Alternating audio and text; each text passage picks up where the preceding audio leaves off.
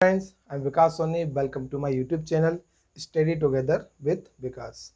Friends, आज हम sitting arrangement का एक नया टाइप डिस्कस करेंगे जिसका नाम है पैरेलल अरेंजमेंट। फ्रेंड्स, आज का एग्ज़ाम बहुत डायनेमिक हो चुका है, चाहे वो कोई भी एग्ज़ाम हो, बैंक, एसएससी, रेलवे। इसमें क्या होता है, कोई फिक्स्ड पैटर्न नहीं है। पहले क्या होता था, क्वेश्चंस हैं जो फिक्स्ड पैटर्न पर आते थे, बट अब हर एग्ज़ाम में टाइप्स चेंज हो रहे हैं। तो हम लोग अपना आज टाइप जो डिस्कस करेंगे वो है पैरेलल अरेंजमेंट। ठीक है फ्रेंड्स, और मैं ये मान के चल रहा हूँ कि मैंने पुराने जो क्वेश्चंस करवाए हैं, जो भी आपको रूल लिखाए थे, केसेस, वो आप अच्छे से रिवीजन करिए, बार बार रिवीजन करिए। अगर आपको समझ में नहीं आता है तो रिवाइज करिए वीडियो देखकर, क्योंकि फ्रेंड्स जब आपको केसेस सही से क्लियर नहीं होंगे तो आप पजल नहीं बना पाएंगे, है ना। तो आप पहले सारे केसेस डिस्कस कीजिए, अपने आप में अच्छे से रिवाइज कीजिए बार बार।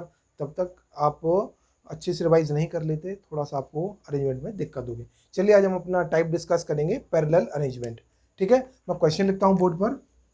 फ्रेंड्स, ये हमारा पैरेलल रो अरेंजमेंट वाला क्वेश्चन है। मतलब इसमें दो पैरेलल रोज रहेंगी और इसमें हमारे 12 पर्सन्स दिए हुए हैं। ठीक है, अब देखिए हम सॉल्व करते से। इसमें दिया है 12 persons are sitting in two parallel rows in such a way that person sitting in row 1 faces the person sitting in another row.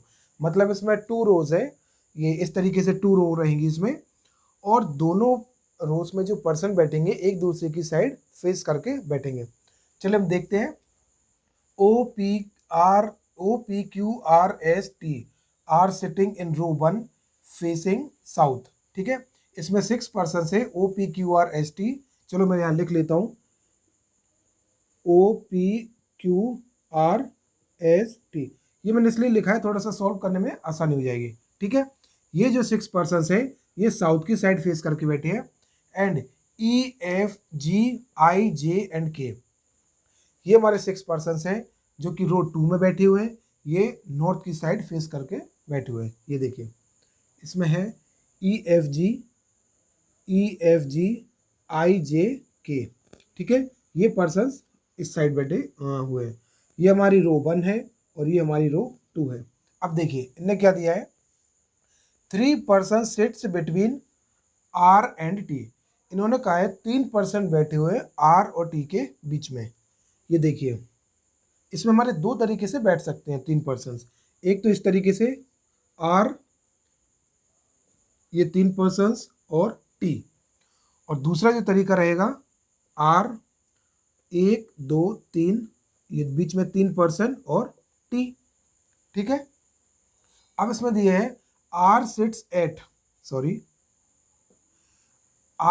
Eight one of the end of the row. उन्होंने कहा है R है जो हमारा एक रो के and पर बैठा हुआ है। ठीक है, अगर ये R इस एंड पर बैठेगा तो ये हमारा एंड पॉइंट कहलाएगा। 1 2 3 4 और एक इस साइड। अब देखिए 1 2 3 4 5 6। ठीक है, ये 6 पर्सन हो गए। अगर इस वाले केस में हम देखेंगे तो 1 2 3 4 5 और 6, ये हमारा दूसरा केस कहलाएगा। अब इन्होंने कहा है ये one who sits immediate left of J। चलिए मैं इस वाले केस को यहाँ लिख देता हूँ। ये इस वाले केस में यहाँ दो केस हो रहे हैं, R 1 2 3 T और ये 1 2 3 4 5 6। ठीक है, अब देखिए इसमें क्या दिया है, one who sits immediate left of J faces T। उन्होंने कहा है जो हमारे इमीडिएट लेफ्ट ऑफ J बैठेगा वो T को फेस करेगा। ठीक है, इमीडिएट लेफ्ट ऑफ J, अगर इस वाले केस में हमारा J यहाँ पर बैठता है तो इसकी जो इमीडिएट लेफ्ट पोजीशन पर है J के, वो T को फेस करेगा। ठीक है, इस वाले केस में जो पर्सन यहाँ पर सपोज यहाँ J बैठता है तो इसका जो इमीडिएट नेबर है ना वो T को फेस करेगा। ठीक है, ये देखिए इस तरीके से 6 पर्सन हैं, 1 2 3 4 5 6। इस वाले केस में ये 1 2 3 4 5 6। ठीक है, इन्होंने कहा है more than 2 person sits between P and O।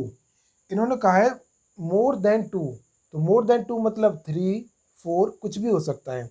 ठीक है, अब मैं यहाँ लिख देता हूँ मोर देन 2 पर्सन, ये मोर देन 2 3 ले लेता हूँ और O। या फिर यहाँ पर P बैठेगा, यहाँ पर O बैठेगा, है ना। चलिए इस कंडीशन को भी यहीं छोड़ता हूँ। अब इसमें दिया है more than one person sits between P and Q, है ना। इन्होंने कहा है कि एक पर्सन से ज़्यादा बैठेगा P और Q के बीच में। चलिए मैं यहाँ पर ले लेता हूँ, P और Q के बीच में मोर देन वन पर्सन बैठेगा। तो चलिए सपोज हमने 2 पर्सन्स ले लिए, ठीक है। अब इसमें दिया है more than 2 person sits between one who faces P and K। चलो मैं इसे सॉल्व करने के लिए आगे बनाता हूँ क्वेश्चन को। अब इसमें दिया है O और P के बीच में मोर देन 2, तो मिनिमम 3 पर्सन्स बैठेंगे। अगर मैं यहाँ पर P को लेता हूँ तो 1 2 3, यहाँ पर O को लेना पड़ेगा, है ना।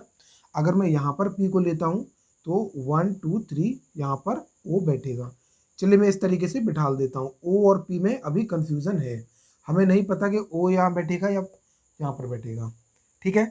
ऐसे ही हम इस केस में लेते हैं, अगर O यहाँ बैठेगा तो P यहाँ पर बैठेगा, अगर P यहाँ पर बैठेगा तो O यहाँ पर बैठेगा, है ना। अब इन्होंने क्या कहा, more than one person sits between P and Q, means अगर P यहाँ पर है तो मोर देन वन मतलब 2 पर्सन यहाँ बैठेंगे और यहाँ पर Q बैठ जाएगा, है ना। सपोज अगर हम यहाँ पर P ले लेते हैं, यहाँ पर P ले लिया और यहाँ पर O ले लिया, इस तरीके से P मोर देन वन बोला है ना P और Q के बीच में, तो मोर देन वन मतलब मैंने 2 ले लिया, ठीक है। अब इस वाले केस में अगर मैं P को यहाँ ले लेता हूँ इस तरीके से और O को यहाँ पर ले लेता हूँ, तो देखिए मोर देन वन मतलब मिनिमम 2 पर्सन्स, है ना। तो Q हमारा यहाँ पर बैठेगा। अब देखिए हमारा यहाँ तक क्वेश्चन सोल्व हो गया ना। More than one person sits between P and Q। अब देखिए मोर देन वन मतलब 2 ले सकते हैं और यहाँ पर भी मोर देन वन मतलब 2 persons between P and Q। अब इन्होंने कहा है more than 2 person sits between one who faces P and K।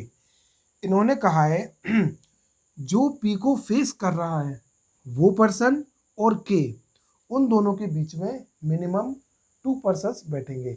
तो मिनिमम 2 मतलब, या सॉरी उसमें कहा है मोर देन 2 मतलब 2 पर्सन्स से ज़्यादा बैठेंगे किस किस के बीच में, जो P को फेस करेगा और K, है ना। सपोज यहाँ पर एक ये पर्सन है और 1 2 3 यहाँ पर हम K को ले सकते हैं, है ना। और इस वाले केस में ये पर्सन P को फेस कर रहा है, तो मिनिमम 2 मतलब 1 2 हमने K को यहाँ, सॉरी मिनिमम 3 है ना, ये मिनिमम 2 मोर देन 2, तो मोर देन 2 मतलब 3 1 2 3। इस वाले केस में 1 2 3 छोड़कर K यहाँ पर बैठेगा, है ना। अब देखिए इन्होंने क्या कहा है, G is not an immediate neighbour of K। इन्होंने कहा है G है जो वो इमीडिएट नेबर ऑफ K नहीं है, मतलब G ना तो यहाँ पर आ सकता है ना यहाँ पर आ सकता है। और इस वाले केस में ना ही तो G यहाँ पर आएगा और ना ही G यहाँ पर आएगा, ठीक है। अब इन्होंने कहा है G is not an immediate neighbour of K। हाँ, E is not an immediate neighbour of F। इन्होंने कहा है E है जो इमीडिएट नेबर ऑफ F भी नहीं है और J भी नहीं है। अब देखिए E है जो हमारा F और J के पास में नहीं बैठेगा, तो हम यहाँ लिख लेते हैं E है जो F और J के पास में नहीं बैठेगा, ठीक है। अब इन्होंने कहा है one who sits third to the right of S faces I। इन्होंने कहा है जो पर्सन S के थर्ड राइट में बैठेगा वो I को फेस करेगा, है ना। तो ये देखिए अगर मैं यहाँ पर, हाँ यहाँ पर अब जो S बचा ना, एक ही पोजीशन बची है, यहाँ पर ये देखिए S बैठेगा और इस वाली कंडीशन में यहाँ पर S बैठेगा। इन्होंने कहा है one who sits third to the right of S faces I, मतलब IS का जो थर्ड राइट में पर्सन है वो I को फेस करेगा। इस वाले केस में फर्स्ट S का ये फर्स्ट राइट है, ये सेकंड राइट है और थर्ड राइट तो कोई है ही नहीं, है ना। तो ये वाला केस हमारा गलत हो गया, है ना। अब आते हैं इस वाले केस पर एस का जो थर्ड राइट पर्सन है, ये फर्स्ट राइट, ये सेकंड राइट, ये थर्ड राइट, उन्होंने कहा है एस का जो थर्ड राइट पर्सन है वो आई को फेस करेगा, मीन्स आई हमारा यहाँ पर बैठेगा, है ना। अच्छा इन्होंने कहा है के does not sits at the end of the row, मतलब की है जो एंड पर नहीं बैठेगा, हमारी कंडीशन फुलफिल हो रही है। अब यहाँ पर ध्यान से देखिए, इन्होंने क्या कहा था, I is not an immediate neighbour of F and J, है ना। ई है जो हमारा एफ और जे का नेबर नहीं है ना। अब ये देखिए ई हमारा कहाँ कहाँ पर बैठ सकता है, सो दैट ई हमारा एफ और जे का नेबर नहीं रहेगा। अगर हम ई को यहाँ बिठालते हैं, सपोज हमने ई को यहाँ बिठाला, है ना, जी यहाँ नहीं बैठ सकता है तो जी को यहाँ बिठालना पड़ेगा। मैंने यहाँ सपोज जी को यहाँ बिठाल दिया, ई को यहाँ बिठाल दिया, और अब जो लास्ट पर्सन बचा है एफ को यहाँ बैठना पड़ेगा जो कि ई के बगल में आ रहा है, तो ये कंडीशन तो गलत हो गई, है ना। अब हम क्या करेंगे, इसको भी हटाएंगे, इसको हटाएंगे, ये सपोज हम ई को यहाँ बिठालते हैं, ठीक है। इन्होंने कहा था E is not an immediate neighbour of F and जे।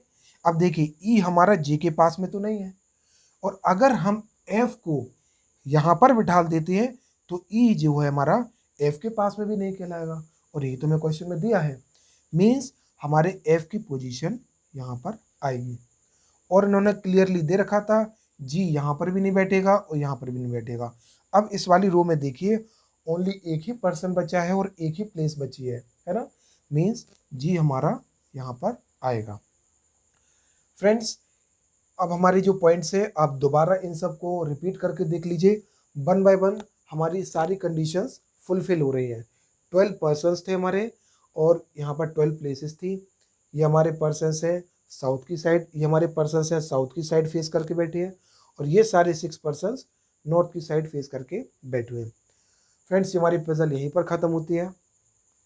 इस टाइप की पजल्स प्रीलिम्स एग्ज़ाम्स में बहुत ज़्यादा आती हैं। आपको इन क्वेश्चंस की बहुत ज़्यादा से ज़्यादा प्रैक्टिस करनी होगी, तभी आप इन क्वेश्चंस पे अच्छी कमांड बना सकते हैं, ठीक है। और ध्यान रखिए, मैं जो आपको जितनी भी टाइप के क्वेश्चंस बोर्ड पर करवाता हूँ, आपको इनकी बहुत ज़्यादा प्रैक्टिस करनी होगी, तभी जाकर आप एग्ज़ाम्स में अच्छे से विदाउट एनी प्रॉब्लम और विदाउट एनी हेक्टिक, आप बिना भी हेक्टिक हुए सारे क्वेश्चंस आसानी से सॉल्व कर पाएंगे, और आपको ये बिल्कुल सॉलिड मार्क्स होते हैं। याद रखना ये मार्क्स बिल्कुल सॉलिड है। आप चाहे तो 5 में से 5 मार्क्स, जो एक पजल 5 मार्क्स की रहती ना, आप पूरे मार्क्स आसानी से गेन कर सकते हैं। चलिए फ्रेंड्स, हम अपनी वीडियो में दोबारा मिलेंगे, और आपको अगर कोई भी प्रॉब्लम होती है आप कमेंट सेक्शन में अपना कोई भी डाउट है उसे बता सकते हैं मेरे को, मैं नेक्स्ट वीडियो में उसको सॉल्व आउट करूँगा। तब तक के लिए गुड बाय फ्रेंड्स, मिलते हैं नेक्स्ट वीडियो में। वीडियो को लाइक करें, शेयर करें, सब्सक्राइब करें। Thank you friends.